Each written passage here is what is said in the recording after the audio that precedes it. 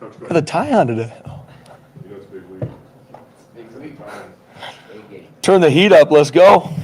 Well, as always, guys, appreciate your time, always coming out to the press conference to support our players. Thank you, Jesus, for an opportunity to coach these kids and build champions, man. We're relentless to do it every single day. We got a great group of players, great staff, and excited to continue to grow. Played 6 games, learned a lot about ourselves. We're 4-2, and learned a lot in wins and losses. And proud of where we're growing and got a lot of work to get done. Got a huge opponent coming to the Blue this weekend. After watching the tape from last Saturday's game, I'm really proud of how our guys battled, man. So proud of them. A lot of things on film we got to clean up. We've talked about the penalties. There's a kickoff to the house. There's some other things that aren't as glaring, but that we have to get fixed that we did not execute well, and that there was a lack of focus.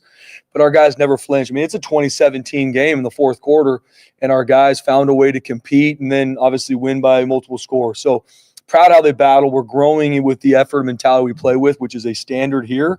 Now we just got to continue to clean up some of the execution. Like I talked about in our press conference postgame, really proud of how our defense played. And when you start the 2 first drives of the game turn into takeaways, that's a point of emphasis for our team. We got to take the ball away more. And then on the flip side, we got to protect on offense. And we did not give the ball away. So that's a huge stat for us. We did a much better job eliminating explosives on defense and created, I think, 12 explosives on offense. So those are huge stats that we do look at, that we do focus on, that directly correlate to winning games. Jaden Virgin Morgan played really, really well. Obviously had the personal foul penalty. That cannot happen. He can't take the bait and do something like that because it hurts the team. We will run for that today, and obviously he was taken out of the game in that moment, but he played really, really well. It was good to see him come on. Braxton Feely had another big day. I thought Jaden Mickey was really consistent in coverage. Amarion had a big interception. Ty Benefield's playing better than any safety in the country right now, just in how he produces and how he practices and how he plays. Marco is one of the most consistent players on our team in regards to how he practices and plays. So there's a lot of guys really stepping up and doing a really good job. Now we got to stay at it. We're playing a really, really talented offense in UNLV, and we'll talk about them here a little bit more. Offensively, didn't start really fast. That's going to be a big point for us, is we got to start fast with the 2 takeaways, and we're not able to punch it in to be a down in both of those situations. That's a huge point of emphasis for us to grow into starting faster.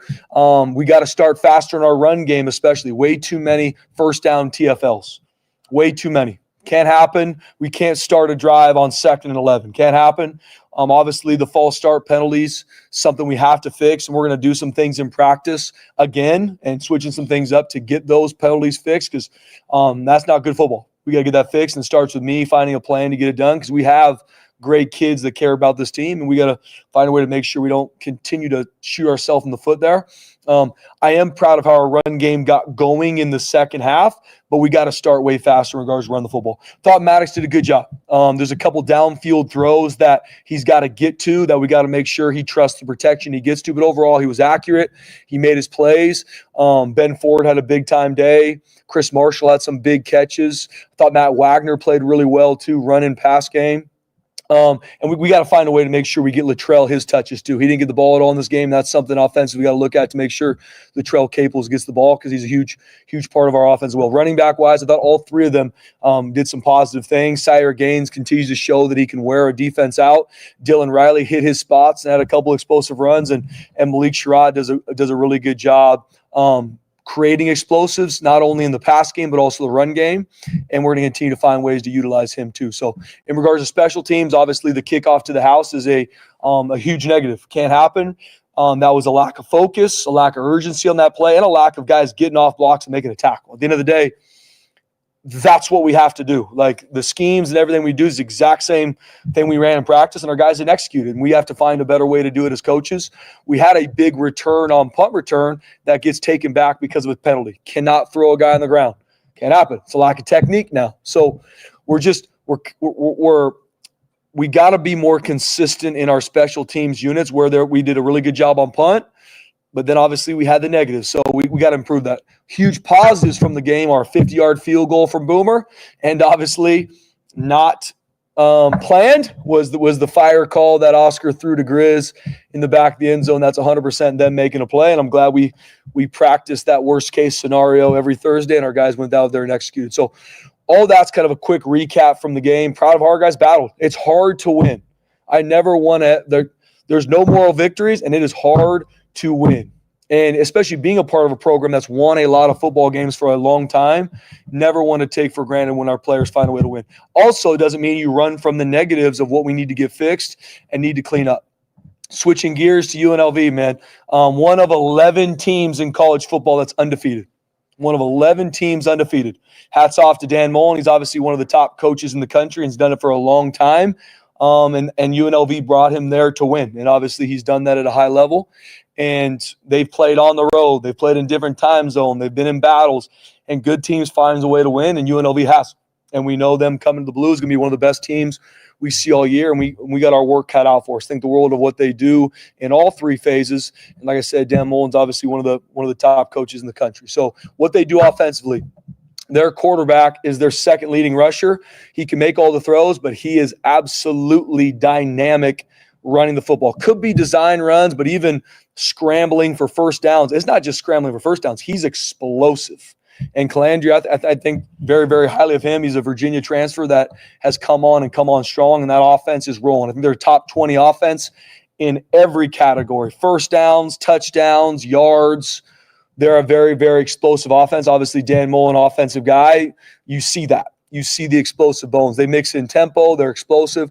They got one of the top running back. I think Thomas, number 9, is averaging like 8 or 9 yards a carry, which is a lot. And we gotta hem them up in the run game. And then they got a really great receiving core. They did a great job in the portal, bringing some guys in. They got a couple returners there that are really explosive. And one of the better O-line units we'll see all season. They're big and physical. I mean, one of their guards, 350 pounds. Another one's big. I mean, their O-line works really well together. Very physical. So you look at the film, there's no doubt they're undefeated, and there's no doubt they're one of the top 20 offenses in the country. That's what you get when you have really good players and you have really good coaches.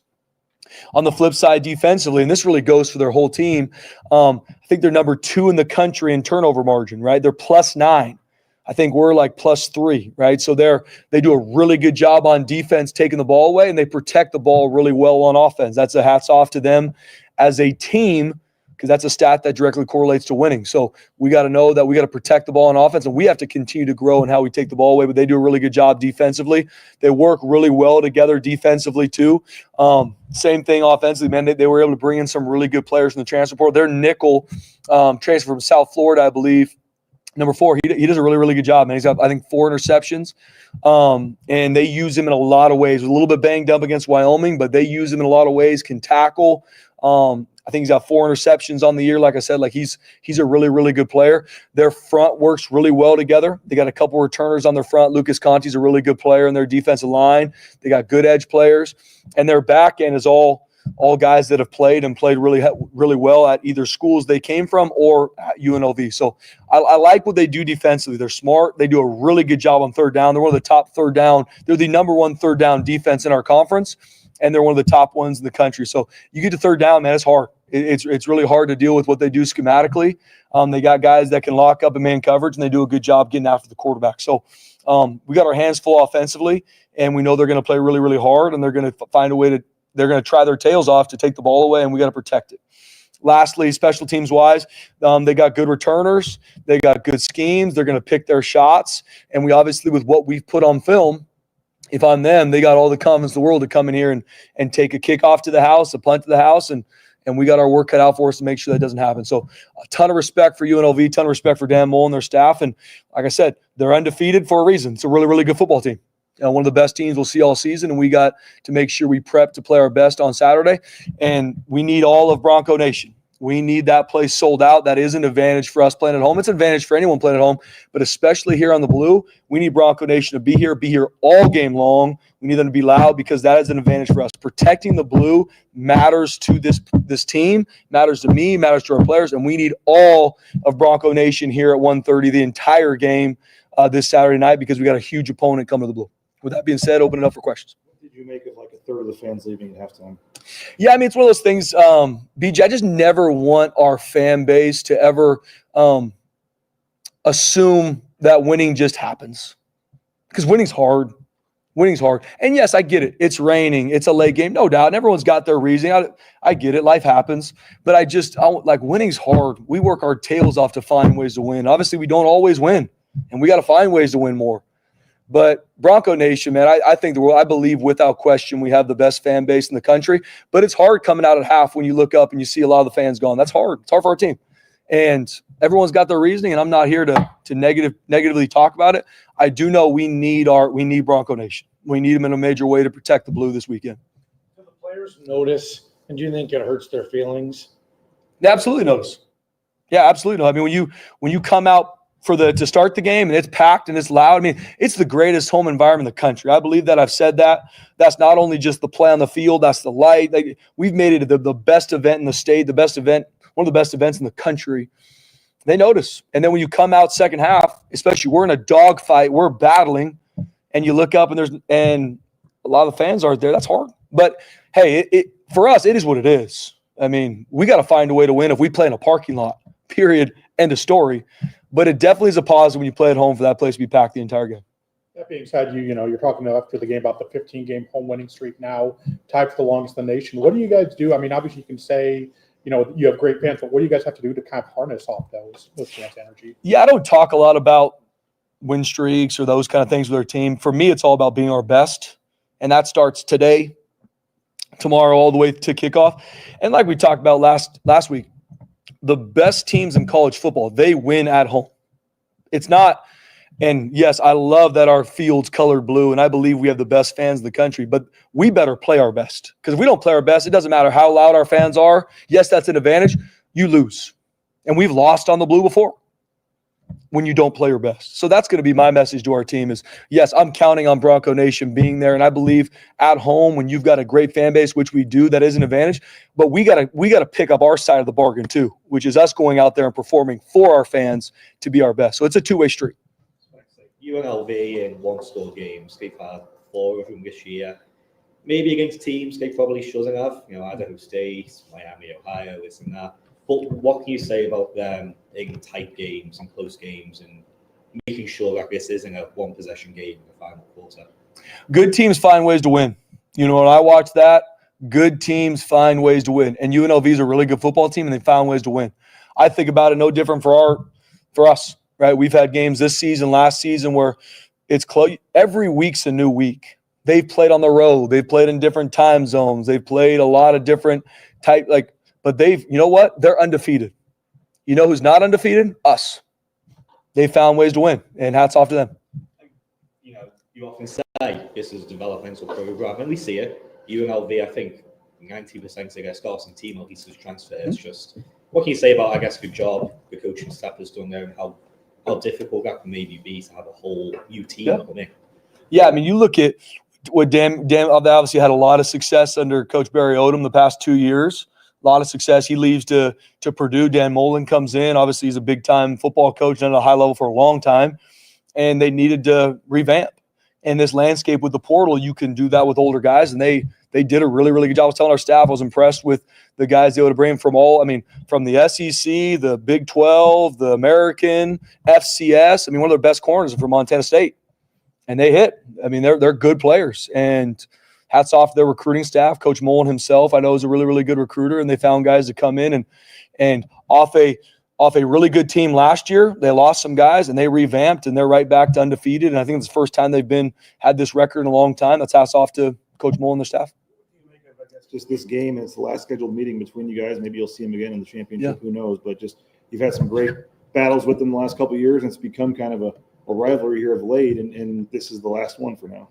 Yeah, BJ, I think it's something for us. Every week's a new week, BJ, and no different when we played Air Force, no different when we played Wyoming last season.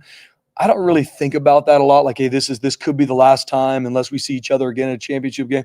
It's the biggest game of our season because it's the next one. Yes, there's a ton of implications, and they're a great team, all that. But my focus is we're such a process-driven team here, process over outcome. We're playing a really, really good UNLV team, and that's our focus. Doesn't matter that we're going to be leaving conferences and we're maybe not going to play them again. And, yes, we've played each other a lot the past couple years. Obviously, it's a whole new staff, a bunch of new players. We've got a bunch of new players. Obviously, our staff's here, and there's a lot of things we remember from last year, but that's not going to carry over at all to this game. This is a whole new season, whole new team. We're a different team than we were last year. So is UNLV, and the ball is going to get put down at 1:30. This is going to be the 4th game in less than first time though Mullen's been the coach. What's the biggest differences in schemes of what a Mullen team wanted to do versus an Odom team? Yeah, when you bring in a new staff, obviously from the top down, head coach to coordinators to the personnel that you have, teams are going to be different. At the end of the day, there's bones to winning football games. So what I mean by that is, okay, you have to win the turnover margin. Coach Odom and their staff did a really good job with that, protecting and taking away. I look at Coach Mullen and their staff, same. I mean, number 2 team in the nation in turnover margin. If you just look at that stat, you're not shocked one bit they're undefeated. All right, then you could look at a lot of other stats that they're really, really successful in, and it points to them being really good. So Dan Mullen's going to attack you on offense. I mean, he's going to attack you with tempo, personnel, run schemes, run game, play action. Got a really good drop back game. And then defensively, they're going to be on the attack and take the ball away to steal possession. So there's some similarities to both teams, but it's a completely different team, and they've earned the right to be undefeated. The sacks and the false starts for the offensive line, how does that group specifically continue to grow, but also clean up just the mistakes that they have? Yeah, a lot of fundamentals and technique issues showed up in the game, from the TFLs to the sacks to IDs. And we got to continue to double down on our practice and meetings. And then it's our job as coaches to find what we're missing instead of just keep it going, which sometimes you do. And I relate sometimes to our players. Like it's the analogy of a gold miner where, man, he's digging. And sometimes those gold miners quit before they hit gold. I know we've got better in the tank in every position room in our team, and especially in the O-line. I know if we just got to keep at it. Now we got to make changes. We're going to do some things this week in practice to change some things cadence-wise to help. Like we're going to do a lot of things just to help our guys, but we just got to keep growing. And there's some fundamentals and techniques we got to be better at. And I know our guys are better than they played Saturday. Now it's our job as coaches to put that into practice so then they have the confidence to cut it loose in the game. So we just got to keep digging. We got to keep swinging. We got to keep pounding the rock. And I know there's gold there. Cadence, but how do you fix offensive line penalties Monday through Friday? Yeah, we're holistically looked at a lot of different things, Mike. Obviously, it's not like this is something that just now showed up. We've been working through this even in fall camp for guys that came through. I mean, this is something that we've tried things. Maybe it doesn't work, and we're going to try different things. We're going to continue to look at ways to make sure every drill our offensive line does is with a cadence. So it's on 1, on 2, on whatever we're doing that week to make sure that they're used to that from every drill to practice. But even holistically with our team, we need to focus more. Obviously, in those moments, it could be performance anxiety, right, where I'm stressed and I miss something. Because last week in practice, we didn't have false starts, but that shows me there could be a performance anxiety. But our whole team had lack of focus at points in the game. You look at that kickoff that went to the house. There was lack of focus for some players on that. So it's easy to point at the O-line. We have to fix the false starts that happened, no question. But we need to improve the focus of our team throughout. And so we're going to do some things as a team to make sure we can think, execute, no matter the moment. At times, does Maddox have an inconsistent cadence? No, Maddox has done a good job. Yeah, Maddox did a good job. Obviously, it's something we're always looking at. But we're doubling down on making sure it is. But from looking at it and talking to our players, we lose focus in moments. And I think there's a performance anxiety piece because we have great kids. These guys are not battling what we want to do. And these are kids that have been here. It ain't like, well, this isn't what you're used to. This is what we do here. It's foundational what we do offensively. And we just have to execute better, and it starts with our focus, and we got to work it throughout the week. So we're had a lot of really good meetings, and we have. It isn't like now all of a sudden we're saying this is something no different with tackling. Tackling comes up, but it isn't like after Notre Dame, now I guess we should tackle in practice. It's something that we've been focusing on, but us as coaches, we're not problem pointers. We are problem solvers. And so I'm never going to go in with our players or staff and be like, oh, it is what it is. Like, okay, we tried something. Maybe it didn't work the way we wanted it to, Mike. So now let's find a better way to teach it, drill it, so our guys have the confidence to not to make sure they can do it in the game. You mentioned sports, anxiety, performance anxiety Yeah. a couple of different times. Do you have to bring in like a sports psychologist even maybe, or have you thought about things? Yeah, like I think that? it's something in the offseason we're definitely going to look at. I think that's a space in college football that we need to. I know Stephanie and EJ and her staff do a really good job with the mental side with our players, and they work some sports psychology into, but that's a growing space, and it's something that I want to make sure we even grow even more this offseason. Absolutely. And so it's something we're focused on that too, Mike, and something that I know even as a program, the sports psychology piece is something I'm excited to grow now, but obviously that's probably going to be more of an off-season situation. Troy Grizzle's the latest walk-on to have a big moment for you guys. What can you say about the work he's done to put himself in the position the last 2 years, especially when it's come to the position change? Yeah, I mean, Troy Grizzle, guy that is on scout team, battling his tail off against Max Steege, Jaden Virgin Morgan. I mean, battling. He's got his package on offense. He's on field goal. And him getting that moment, man, where he did exactly what we rep in practice and nailed it in a situation that, like I said, was not called. That was our players just reacting to a negative play, turning into a positive. That's why our sideline erupted for Grizz. We call him Grizz because he's earned it. I mean, he's a team-first guy. I mean, a guy that came here to play edge, and then we needed more tight ends. And so he's like, Coach, send me. I'm in. And now he's a good player for us, man. He's making plays, and he's helping our team. And I got the utmost respect for Grizz. The kick return you mentioned after the game, like some guys weren't expecting the kick to be returned or to go. What actually happened on that play? Or? The kickoff to the house? Yeah, so, I mean, we've obviously as coaches, and it starts with us, but Boom's done a great job getting touchbacks, right, kicking it out. So as much as you tell them, hey, this is the one that might not, sometimes you got to learn through pain. I'm not happy that we had to learn through that pain, BJ, but we did. And there were opportunities in that play where there's some guys not completely going full speed down to the ball. And that's on us to get fixed. Not because our guys don't love this team, but it was a lack of focus in that moment. And then just simple IDs were missed on that kickoff. And then at the end of the day, we got to go make a tackle. I got to get off a block and go make a tackle. And so we're going to do some things this week differently in regards to our coverage units to make sure that doesn't happen again. Once again, we're problem solvers. I'm not here to point problems. I'm here to fix them. Speaking of Boomer, he's kicking as a whole was kind of a question mark in the beginning. Yep. He's pretty much shut that down. Obviously nailing a 50-yard field goal, doing such a great job, like you said, with the touchback. So just what have you seen growth-wise from him and him as a player? So proud of Boomer, no doubt. I mean, early on, like I said, we leave Eastern Washington. We get a PAT block because the kick ain't great. We've got some – and then how he's responded since then with kicking a bunch of touchbacks, right? That's a huge positive for us. We need to continue to do that.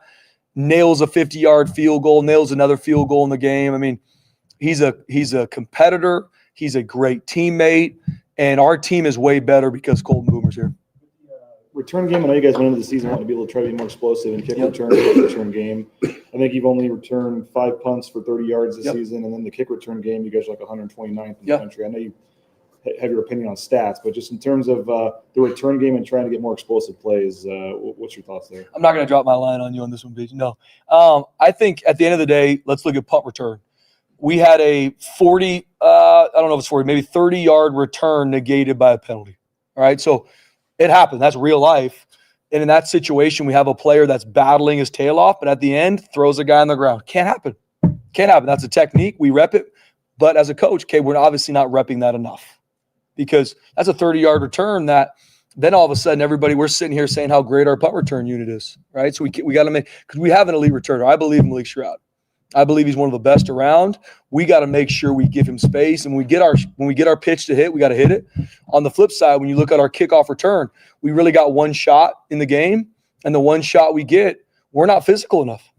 Our blocks aren't – we're getting to the area we need to, but we're not physical enough. We're getting run over. Can't happen. Same thing. Okay, we're going to look at it in practice to find ways. We're going to do more walkthroughs in that space to make sure we're getting to leverage. And then I'm winning my one-on-one.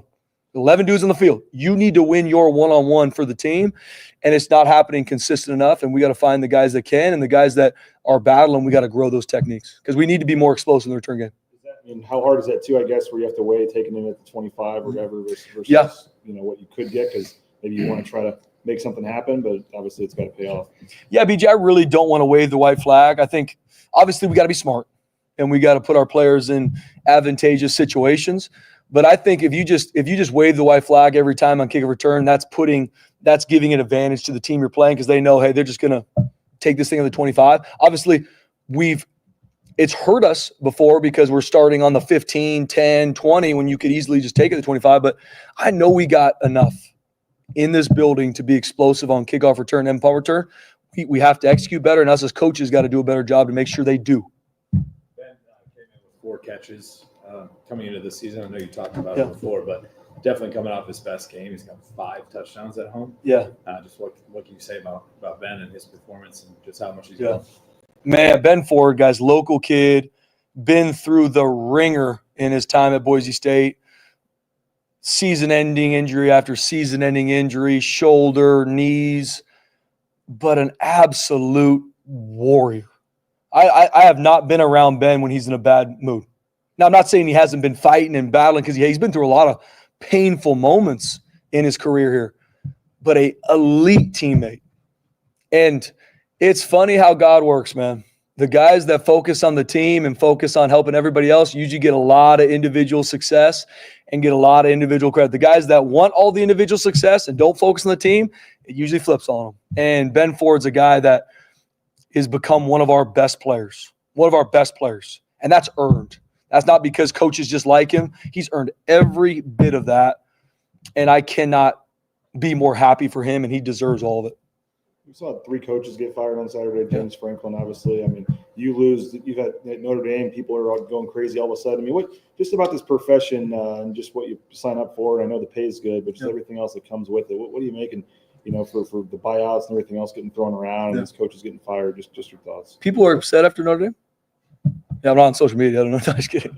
No, I mean, at the end of the day, I mean, this is what I always feel about college football is you know what you sign up for. And I tell people all the time, like, I get judged on what happens 12 nights a year. Tell me another profession where it's like that.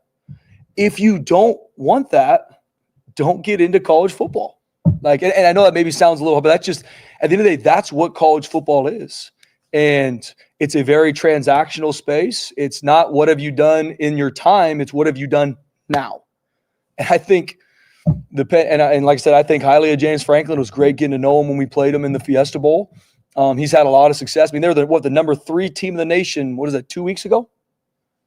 And yeah, they lost some games that obviously, on paper they shouldn't and all that. He gets fired. So there's inner workings to everything. My heart goes out to coaches because regardless of the money and everyone sees, I get that. That's hard. I mean, to get fired and go through that, and especially for the staff. I've been in situations where someone gets like, that's hard for the staff, the players. So my heart goes out to those teams, and I pray God's best for their lives and what they go to next. But that's college football, and it's what have you done for me right now?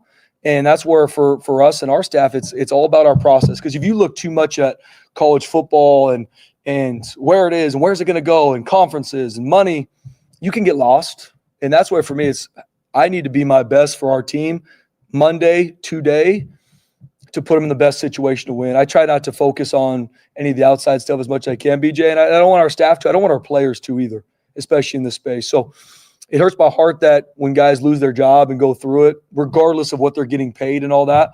But that is a reality of college football. We get judged on what happens 12 nights a year, and if you don't want that, pick a different job. You guys have seen a few mobile QBs this season. What does Chinander do that maybe you haven't seen yet this year?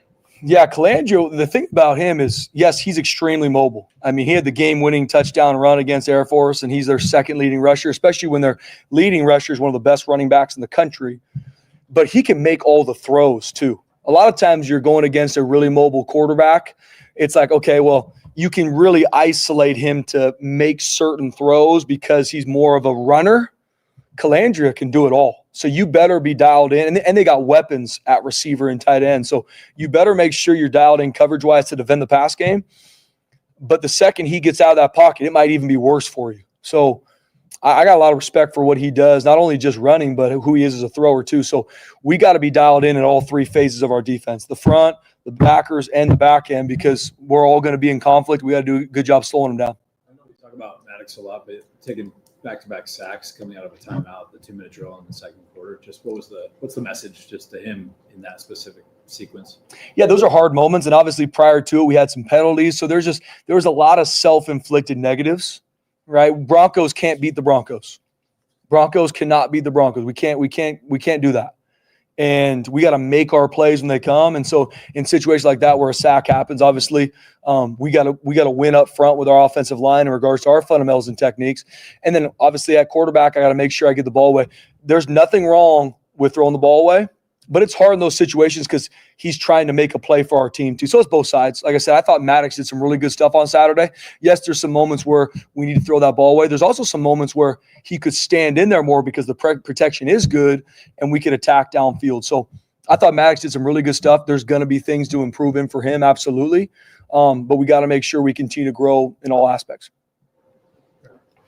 Thanks, guys.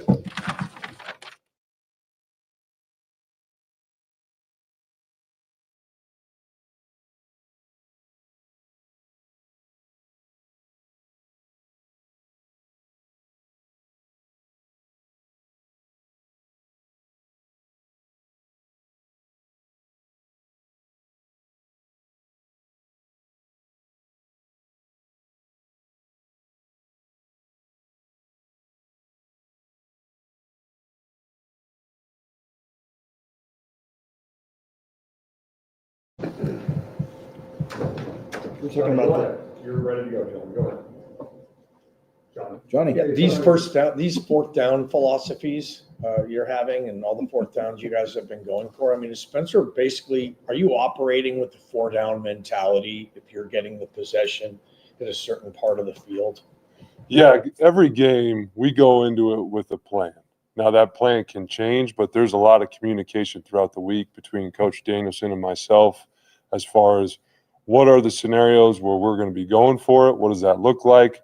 What are the certain D&Ds? How does that change based on field position?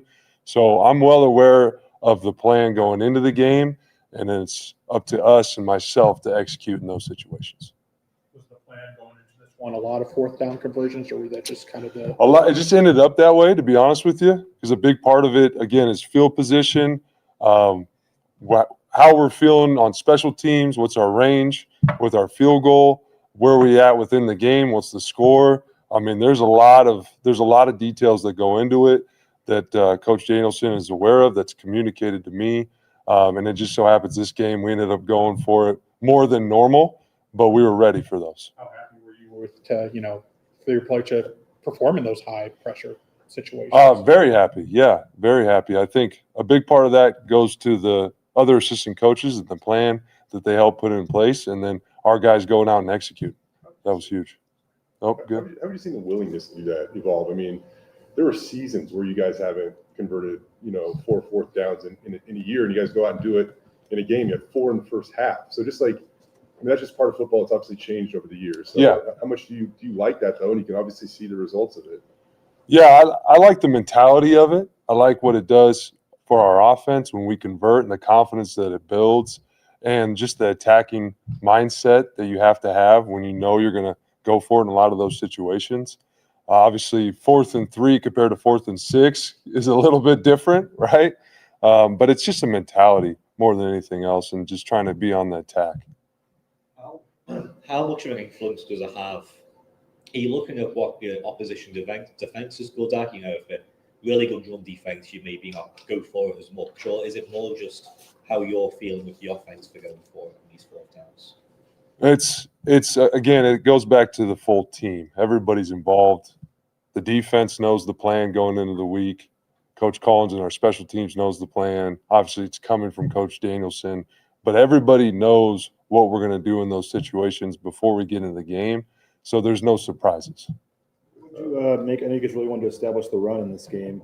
I know the sack numbers, play with some of the totals, but I think it was 30 carries for like 53 yards in the first half. Got a little better in the second half, but overall, what did you think of how you were able to run the ball?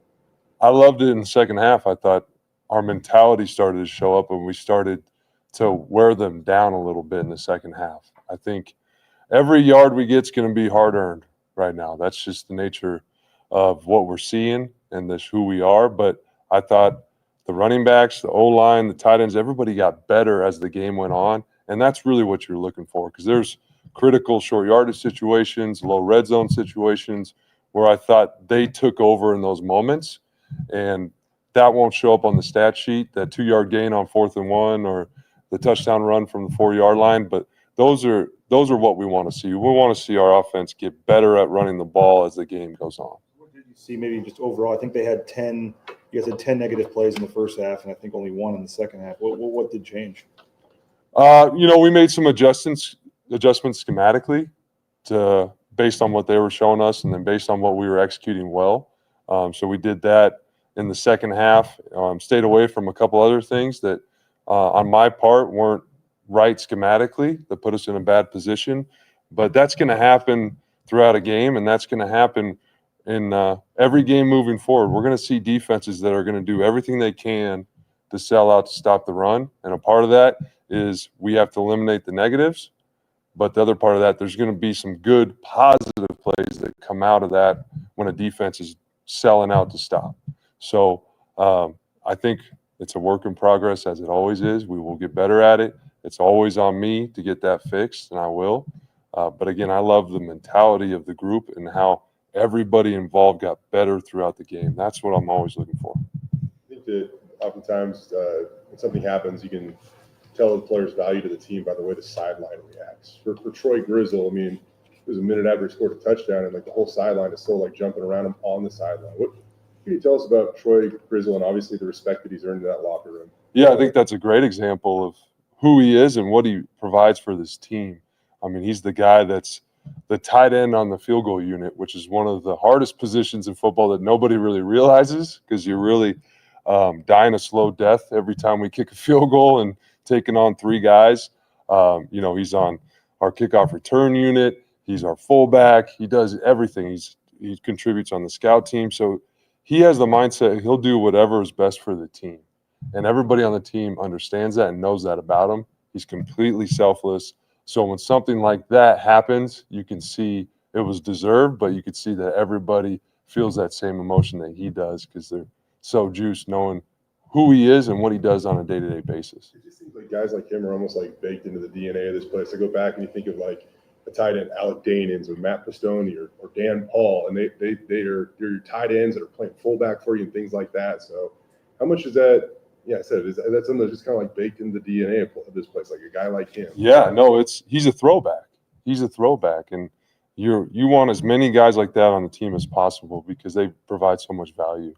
And if I asked him to go and play receiver, even though that's out of his comfort zone, he'll do it in a second. If we ask him to go play D tackle, tomorrow at practice, he'll do it in a second because he loves this place and he loves his team, and you can't have enough of those guys. Ben Ford came in with 4 catches this year. He's got 5 touchdowns on the blue. Just what can you say about his performance this year and how much he continues to grow? Yeah, I think, again, Ben is a perfect example of just the work he's putting in on a day-to-day basis and how it's showing up in the game. What you see in the game is how he's practiced this whole season, and he's not taking anything for granted. And he's also blocking his tail off and getting touchdown blocks. And when you do all those little things right, football rewards you, and Ben's a perfect example of that. Hey, you've played here, you've coached here. This program, 15 straight home wins, now the longest, tied for the longest in the nation. What kind of pride has there been, in just being able to defend the blue the way you have the last couple of years? Yeah, that's part of our DNA. We protect the blue. It's a non-negotiable for our program and who we are. And wow, what was the previous streak? Do you remember? Did it end my senior year? I feel like I was part of ending a streak, and I don't want to do that anymore. Yeah. So the first game I ever saw in the blue was that Wazoo game that we lost, and then the streak ended my senior year on the blue. So I was a part of the beginning and end. But wow, it's just crazy stat. Just had me thinking about it. Yeah, but I do not want to be a part of that. But that's just who we are. We protect the blue. We got an unbelievable home field advantage. We got the most amazing fans in the world. So every time we step on the blue, we know what the standard is. It was 35 in a row. There you go. Any more? Yeah, where are you? On the distribution of carries, Nate, Sire and Dylan are about even.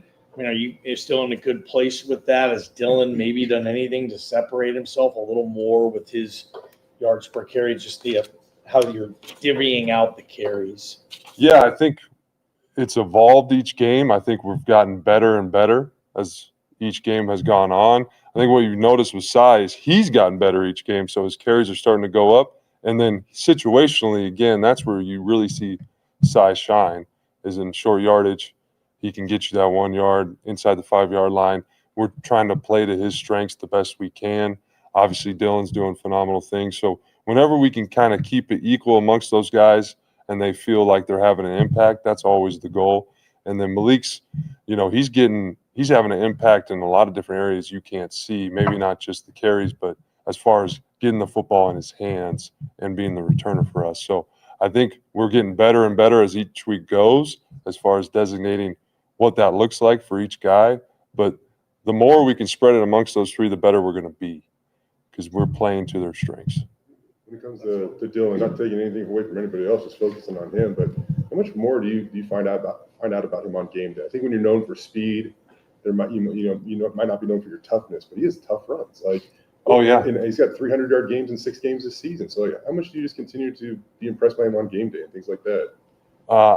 He never ceases to amaze me, just the maturity he has and how he gets better and how he learns from his experiences. And I think what makes him very unique is he has that speed, but he's not afraid to mix it up, and he can break those hard tackles. And so just having that blend is so impactful for our offense. All right, thanks, Coach. Yep, thank you, guys.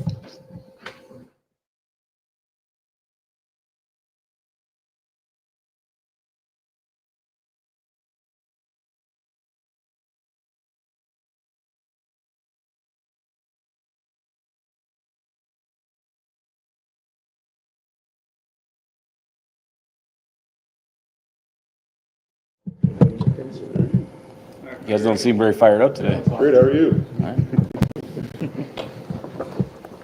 How nice was it to get the turnover on the first play there, and then on the next possession to start out with 2 turnovers like that? Yeah, it was awesome. I'm trying to think back. I don't know if that's ever happened to me before, turnover on the first play. So always pretty cool. And then to come back with one, and the thing about the turnovers were things we've stressed, which is nice to see happening. Some of the drill work we emphasized. The first one, in the quarterback, when we get a shot at him, like I was telling the guys the other day, like we had 55 sacks last year, most in the country, and we got like 2 balls out. Like we need to get these balls out when we're getting to the quarterback. And then Amarion's pick, like that's teach tape technique, hands on, look and lean, extend, high point the ball. So it's really good to see the drill work come out almost more importantly than the turnovers. Marion, second pick in 3 weeks, and I know he said he wants to be one of the best corners in the country. Just, how great has he been, and what's his rise been like to watch? Yeah, he's been really good the last couple of weeks, and I think, like every young guy tends to do, sometimes they think they have a lot of answers, and then when they finally realize things that are happening in practice are probably going to happen in the games, they tend to be a little bit more locked into what's going on. And Amarion's usually locked in anyways, but I've seen him like really ramp that up in the last couple of weeks. His technique's been really good. He's been really studying film. So to watch him grow in that way has been pretty awesome. And I still think there's potential, there's ceiling left for him, because I do think he could be one of the best corners in the country. He's just got to continue to work like he has the last few weeks. What can you say about the improvement of the secondary chings? I feel like, last season, the first few weeks of this season, I got so much flack. And you guys have kept quarterbacks to, 3 yellow yards, and, the score lines haven't been crazy. What can you say about the secondary? Oh, like I said, they've done a great job, and credit to their coaches too. Like they've really, the last, 3 or 4 weeks, really have all hands on deck, using all the coaches rotating through circuits so we can get every guy through every drill that he may need, whether it's the corners making sure they're getting cloud work and man work and thirds work, and the safeties getting post work and half work and catch man work. So the coaches have been working really hard to get that thing set up so we can be efficient and get them all the reps they need. And the players have done a really good job with their communication and taking the drill work into practice and then carrying over to games. With Braxton, how good of a pass rusher has he been for you guys this season? I mean, Braxton's a really good pass rusher. And the thing about our front right now is, I'm sure JV probably is somebody that's circled as, you got to take care of him 10 sacks last year. And then Max Steege had, 4 or 5 last year on limited reps, and he's a good pass rusher. So you got to pick your poison a little bit. And if you're going to leave Braxton one-on-one inside, he's got a really good chance, in my opinion, against a lot of guards. And there's some really good guards out there, but he's an explosive guy inside. So, and then being able to manipulate the fronts a little bit and move those guys around. Those guys have done a really good job. Like I don't think there probably has been, but one bust on some of the alignments and things we've asked them to do in some of the passing situations. JV last year, 10 sacks, and he has like such a steady demeanor to his game this year, so maybe he doesn't care. But like the more like, I don't know, common stats, he hasn't had like a ton of them. I would say those first few games. Last game, 6 tackles, 3.5 tackles for loss, a forced fumble. How important is it for a kid to like actually see and feel that type of production to make sure he stays confident? Yeah, I think JV understands. He knows the game. He knows you get 10 sacks in a year, you're going to get the slide to you. You're going to get chipped. You're going to get doubled. Those kind of things are going to happen. He understands that, but it was great to see him have the kind of game he had, like things that don't even go on the stat sheet, right? Like he ruined 2 of those trick plays by himself. And so we definitely encourage those things. We praise him for those things. He understands how much impact he has on the game, even if it doesn't go in the sack sheet. And I think JV's another guy with just about everybody in the country that when he practices really well, he plays really well. So we've got to keep practicing at a high level with him and everybody else on the football team. Sacks, I mean, you mentioned the 55 or whatever last year. You guys have 13 right now. I know you played a triple option team, other stuff. But are teams doing stuff differently knowing what you did last year? Are you not dialing up as many pressures? What do you see from them? No, I think it's twofold. I think what's happened in the games has changed us a little bit. We still have plenty of ammo, but it's just so happened triple option, like you said, played a couple teams that just wanted to get the ball out fast and or throw screens because they didn't want to deal with the pressure. So at that juncture, it's not worth the pressure. So the way teams are combating us has had an effect on it. Notre Dame did a really good job of taking care of their quarterback, and they made protection an emphasis. So it wasn't going to be easy to get home fast on those kind of guys. So I think teams have done some things to manipulate it. That doesn't mean we can't be good on third downs. We can't be good in passing downs. It's just going to have to come a different way. And then when we get our chances, we'll go try to sack the quarterback. Landry is a guy that can hurt you with either his arms or his legs. I mean, obviously, on all plays, you want all 11 guys to be focused at all times, but how much more is that even stressed this week? No, I think he's a guy, you're right. He's a guy that you have to make sure that either A, pressure and those rush lanes are correct, so you're keeping him in the pocket, or B, when you're not pressuring him, you've got to have eyes on him, because I think he's really dangerous when he pulls the ball down and runs. Even in the run game, on the zone reads or some manufactured quarterback runs, he can be very, very dangerous when he pulls the ball and gets out in the open field. Been really good against the blitz this year, 5 touchdowns, 0 turnovers. You face a quarterback who is really good against pressures like that. Does it change your approach a little bit, or do you still come in with the mindset of we're going to run our stuff and just try to get to him? Yeah, no, I think there's you got to play the game. I mean, you can't, does it always look like blitz? Then you're going to get yourself in a problem. But if you can show some pressure looks and pop out, and then show some static looks and bring them, and then show it and bring it and static and drop them out, I think that's the game you got to play a little bit. But I don't think our mentality is never like we're not going to go pressure somebody. Like, it's going to happen. When, how much, just as we talked about, don't know. That's game plan to game plan. But we can't just be like, we're not gonna show this guy any pressure. You played 28 guys on defense, 24 played at least 10 snaps. Nobody played over 40 snaps. As we head into week 8, middle of October, I mean, how much of a luxury is that? That's great. I thought that first group and whoever was rotating with that first group, because there's a lot more than just 11 in that first group, but those guys played really well. Obviously, some things we cannot have a personal foul. We've got scored on twice after personal fouls. Eliminate that, and things look even better. And then when the next group gets in, they've got to finish, period, point blank. Whether you're a starter or not, you have to finish. That's just standard. And you're earning reps you're on audition to see if you should get more reps earlier in the games. If you maybe think you should be the starter in practice, that's your chance to get those reps. But we've got to finish as a team because everybody's one injury away from getting in. But to your point, it was good that we could take some heat off those guys, get them on the sideline. And, always people are banged up in football across the country, but, you risk one late, somebody just trips over somebody and, all of a sudden an injury happens. So I'm glad we got to get a lot of guys out and get some younger guys in and get some experience with them. What else other than the quarterback do you see concerns you from UNLV? Yeah, I think he's really good. Like, he can extend plays, and I know we just talked about him being able to run the ball, but he also he'll run up to the line of scrimmage. You think he's about to break it, and then all of a sudden, so I think he can extend plays, whether it's with his legs or with his eyes downfield. I think he has a good feel for the read plays that he's given, whether he's going to hand that thing or if he's going to keep the ball. I just think he looks like a guy to me, like he's just a gamer. And I'm sure he does it in practice too. I only get to see the games, but he's just a guy that makes plays. He's got that it factor as a quarterback.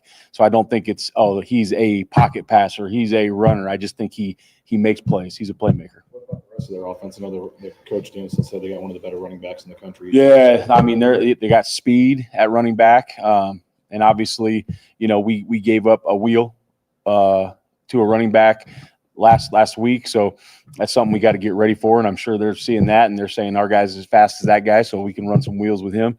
They they got some big receivers that can run good routes, and their O-line on film looks to be like a big group that wants to run gap schemes, wants to get downhill at the run game. So we're going to have our hands full this week because I think they're pretty balanced everywhere. I don't think there's one position group that you're like, we don't really have to worry about them because they have good players all over the field. Thanks, Coach. All right. Thank you, guys.